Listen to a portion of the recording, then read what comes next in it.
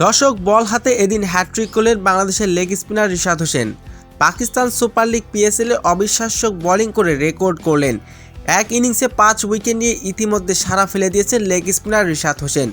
Pakistan super league পিএসএলে দল পেয়েছেন রিশাদ হোসেন। রিশাদকে এবার সরাসরি চুক্তিতে দলে ফিরিয়েছে ইসলামাবাদ ইউনাইটেড। আর এদিন বল হাতে ইতিমধ্যে নজর কেড়েছেন তিনি। দর্শক, ভিডিওটি না টেনে সম্পূর্ণ দেখার অনুরোধ রইল। পাকিস্তান সুপার লিগ পিএসএলে এবার প্রথম ম্যাচে খেলতে নেমেছে মুলতান সুলতানের বিপক্ষে রিশাদের দল ইসলামাবাদ ইউনাইটেড। শুরুতে টস জিতে আগে ব্যাটিং করার সিদ্ধান্ত নেন রিশাদের দল ইসলামাবাদ ইউনাইটেড। শুরুতে আগে ব্যাটিং করতে নেমে দুর্দান্ত খেলতে থাকেন তারা। নির্ধারিত 20 ওভারে 8 উইকেট হারিয়ে 170 রান তোলেন। তবে এদিন রিশাদ ব্যাট হাতে করেছেন 10 বলে 22 রান। 171 রানের জবাবে ব্যাটিং করতে নেমে শুরু থেকে দুর্দান্ত খেলতে থাকে মুলতান সুলতানের দুই ওপেনার।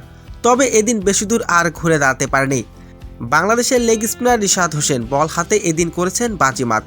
প্রথম ওভারে বল করতে নেমে পরপর 3 উইকেট তুলে নেন এই ক্রিকেটার। সেই ওভারে করেছিলেন হ্যাট্রিক। রিশাদের হ্যাট্রিকে এদিন সহজে জয়ের দেখা পায় ইসলামাবাদ ইউনাইটেড।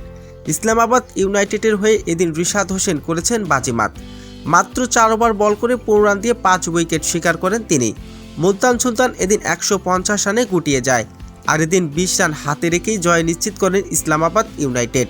তো দর্শক, ইসলামাবাদ ইউনাইটেডের হয়ে এদিন বিধ্বংসী বোলিং করেছে বাংলাদেশের লেগ স্পিনার রিশাদ হোসেন।